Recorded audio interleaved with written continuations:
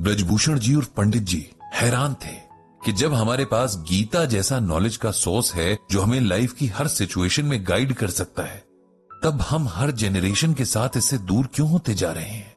और उससे भी हैरानी की बात यह है कि फॉरेनर्स के बीच गीता को जानने और समझने की क्यूरियोसिटी बढ़ती जा रही है। वो लोग अपनी नौकरियों से ब्रेक लेकर यहां आते हैं और गीता ज्ञान को समझते हैं। लाइफ में कितना अप्लाई कर पाते हैं ये तो वही जाने, लेकिन कम से कम इसके लिए एफर्ट तो करते हैं। इधर हम लोग अपनी ही जड़ों, अपनी रूट्स को भूलते जा रहे हैं। ये सोचकर पंडित जी गहरी सांस लेकर ब्लॉग लिखना शुरू करते हैं, मन ही मन सोचते हुए कि जो मेरी रिस्पॉन्सिबिलिटी है भाई उसे तो मैं पूरा करूंगा ही। लोगों को गीता ज्ञान के पास लेकर आने का जो एम लेकर चल रहा हूं उसे तो पूरा करना ही है।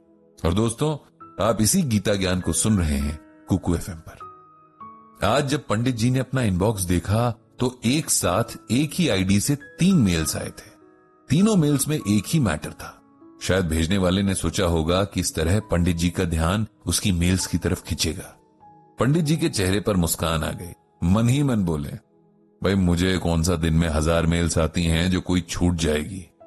मेल में जो लिखा था वो कुछ इस तरह से था, प्रिय पंडित जी, ये मेल आईडी मेरे असली नाम से नहीं बनी है, ना ही मैंने कहीं अपने नाम का जिक्र इस मेल में किया है, क्योंकि ये कॉन्फिडेंशियल रखना जरूरी है। मैं एक ऐसी पोस्ट पर हूं जहां ये करना जरूरी हो जाता है। उम्मीद है आप माइंड नहीं करेंगे। कुछ वक्त से आपके गीता ज्ञान ब्लॉग को पढ़ रही हूं। आप रोज एक श्लोक का मतलब बताते हैं, फिर रियल लाइफ सिचुएशंस में उस श्लोक से हमें कैसे मदद मिल सकती है ये बताते हैं। ये सब मुझे बहुत इंटरेस्टिंग लगता है। साथ ही जिंदगी जीने का नया नजरिया, प्रॉब्लम्स को देखने का नया सलीका भी मिलता है। आज अपनी लाइफ की एक प्रॉब्लम का कहीं सोल्यूशन ना पाकर मैं आपको ये मेल कर रही हूं, इस उम्मीद में कि आप ही मुझे गीता ज्ञान के जरिए कोई ऐसा रास्ता दिखाएंगे जो सही हो। नाम तो बता नहीं सकती, लेकिन बाकी सारी बातें डिटेल में बता रही हूं ताकि आपको मेरी प्रॉब्लम का सही से अंदाजा लग सके। मैं एक बड़ी एडमिनिस्ट्रेटिव पोस्ट पर हूं, मेरे हस्बैंड भी ऐसी ही पोस्ट पर हैं, और जो प्रॉब्लम मैं फेस कर रही हूं वो मेरे हस्बैंड से ही जुड़ी हुई है। प्रॉब्लम शेयर करने से पहले मैं आपको अपनी लाइफ स्टोरी सुनाती हूं ताकि आपको मेरी सिचुएशन समझने में मदद मिले। मैं एक मिडिल क्लास फैमिली से हूं। मेरे फादर एक टीचर थे, मदर हाउसवाइफ, दोनों ही अब इस दुनिया में नहीं है। मैं अपने मां बाप की इकलौती औलाद हूं। मेरे फादर बहुत उसूलों वाले इंसान थे। उन्हें नमक रोटी में गुजारा करना पसंद था, लेकिन गलत तरीके से पैसे कमाना नहीं। यहां तक कि बच्चों को घर पे ट्यूशन पढ़ाना भी उन्हें गलत लगता था। उनका कहना था कि अगर टीचर क्लास में सही से पढ़ाए तो बच्चों को अलग से पढ़ाने की जरूरत ही नहीं है। मेरी मां भी बहुत सिंपल सी लेडी थी, ज्यादातर टाइम घर के काम और पूजा पाठ में लगी रहती। मेरे पिता का सपना था कि मैं एक आईएएस अफसर बनूं, और यही नहीं, मैं एक ऑनेस्ट आईएएस अफसर बनूं, ताकि लोग कहें कि मैंने अपनी बेटी को बहुत अच्छे से पाला है। बहुत कम इनकम और रिसोर्सेज के बावजूद मेरे पेरेंट्स ने मुझे बहुत अच्छी एजुकेशन दी। मैं भी बहुत मन लगाकर पढ़ती रही। मेरे फादर का ड्रीम अब मेरा ड्रीम बन गया था। हम 3 लोगों की फैमिली बहुत खुशी खुशी अपना टाइम बिता रही थी। दिन रात की मेहनत और मेरे पापा की गाइडेंस की वजह से मैं अपनी स्टडीज में बहुत अच्छा कर रही थी। मेरी सिविल सर्विसेज की प्रिपरेशन के लिए मेरी मां ने अपनी कुछ ज्वेलरी भी बेच दी थी। इस बात से मैं और भी डिटरमिन्ड हो गई कि मुझे हर हाल में ये एग्जाम क्लियर करना है। पेरेंट्स की ब्लेसिंग और मेरी मेहनत रंग लाई और मैं आईएएस अफसर बन गई। इस बात से मेरे पिता जैसे 7वें आसमान पर थे और मेरी खुशी का कोई ठिकाना नहीं था। ट्रेनिंग के लिए निकलने से पहले पापा ने बार बार मुझे याद दिलाया कि मुझे अपना काम बहुत ईमानदारी से करना है। मैं भी उन्हें बार बार यकीन दिला रही थी कि मैं कभी भी उन्हें डिसअपॉइंट नहीं करूंगी। ट्रेनिंग पूरी हुई और मुझे दूर दराज के इलाके में पोस्टिंग मिल गई। ट्रेनिंग के दौरान मेरी दोस्ती एक ऑफिसर से हुई। सर्विस के दौरान ये दोस्ती धीरे धीरे प्यार में बदल गई। हम दोनों में बहुत सारी बातें अलग थी। वो बहुत रिच फैमिली से था, उसके फादर बहुत बड़े बिजनेसमैन थे। हमारी वैल्यूज में भी बहुत फर्क था, लेकिन वो कहते हैं ना कि इश्क आपको सब कुछ भुला देता है। मेरे साथ भी यही हुआ। जब हमने शादी का प्लान किया तो मैंने अपने पेरेंट्स को बताया। मेरे फादर को वैसे तो कोई एतराज नहीं था, बस उनका ये कहना था कि हम जिस माहौल में, जिन वैल्यूज के साथ बड़े होते हैं, उनका असर हमारी लाइफ के हर हिस्से में पड़ता है। कहीं ऐसा ना हो कि तुम दोनों के डिफरेंसेस तुम्हारी शादी को भी अफेक्ट करें। मैंने अपने पिताजी को कन्विंस किया कि ऐसा नहीं होगा, हम दोनों बहुत समझदार हैं, इसे मैनेज कर लेंगे। तो मेरे फादर मान गए और हमारी शादी हो गई। कुछ टाइम तक सब ठीक चलता रहा, लेकिन वक्त बीतने के साथ मुझे कुछ चीजें रियलाइज होनी शुरू हो गई। मेरे हस्बैंड को एथिक्स से कुछ लेना देना नहीं था। अपनी पोस्ट और पावर का वो पूरा फायदा उठा रहे थे।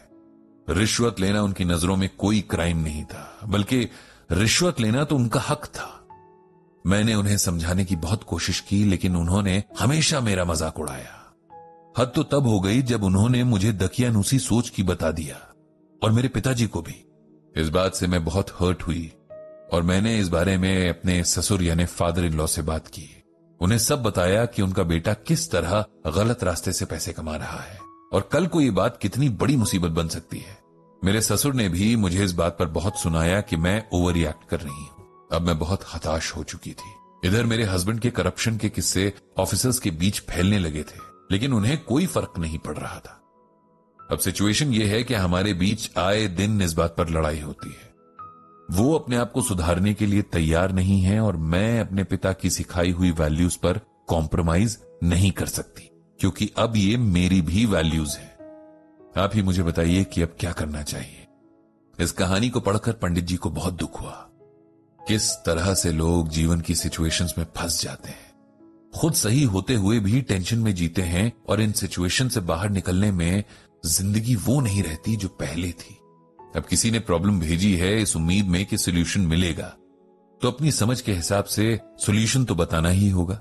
इसीलिए पंडित जी ने यह जवाब लिखा। आपकी सिचुएशन में समझ रहा हूं, सही होते हुए भी आप सफर कर रही हैं, इस बात का मुझे अफसोस है, लेकिन हमें कुछ न कुछ डिसीजन तो लेना ही होगा। इसीलिए अपनी समझ के आधार पर आपको गीता का ये श्लोक भेज रहा हूं। आप इसे समझो और अगर इससे कोई मदद मिले तो अपने जीवन में आगे बढ़ो। श्लोक इस तरह से है। नियतम कुरु कर्म त्वम कर्म ज्यायो ह्यकर्मणः शरीर यात्रापि च तेन प्रसिद्ध येद कर्मणः। इसका अर्थ इस तरह है कि तू शास्त्रों में बताए गए अपने धर्म के अनुसार कर्म कर, क्योंकि कर्म न करने की अपेक्षा कर्म करना श्रेष्ठ है, तथा कर्म न करने से तेरा शरीर निर्वाह भी नहीं सिद्ध होगा। इसे सिंपल वर्ड्स में समझाएं तो इसका मतलब कुछ यूं है। भगवान श्री कृष्ण अर्जुन को समझाते हैं कि हर मनुष्य को अपने अपने धर्म के अनुसार काम करना चाहिए। जैसे स्टूडेंट्स का काम है पढ़ाई करना, सोल्जर्स का काम है देश की रक्षा करना। जो लोग अपना काम ठीक से नहीं करते, उनसे अच्छे वो लोग होते हैं जो अपने धर्म के अनुसार काम करते हैं, क्योंकि बिना काम किए तो शरीर का पालन पोषण करना भी संभव नहीं है। जिस व्यक्ति की जो भी ड्यूटी तय है उसे वो पूरी करनी ही चाहिए। आप जानती हैं कि आपका काम क्या है। आपका काम है जो आपके अकॉर्डिंग सही है उस रास्ते पर चलना, जो गलत है उसे रोकना, समझाना और सही रास्ते पर लाने की कोशिश करना। अगर इसमें आपको अपनों की नाराजगी झेलनी पड़े, तब भी अपने रास्ते से नहीं हटना चाहिए, क्योंकि सही और गलत इंसान देखकर डिसाइड नहीं होता। इसीलिए अपना काम कीजिए।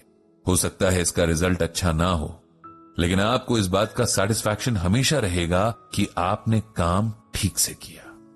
अगर बहुत कोशिश के बाद भी कोई सुधरना ना चाहे, तो फिर उसे उसके हाल पर छोड़कर आगे बढ़ने में ही समझदारी है। भगवान श्री कृष्ण आपको सही राह पर चलने की शक्ति दें। ये लिखकर पंडित जी ने मेल सेंड कर दी। तो ये था गीता ज्ञान का एक और एपिसोड कुकू एफएम पर।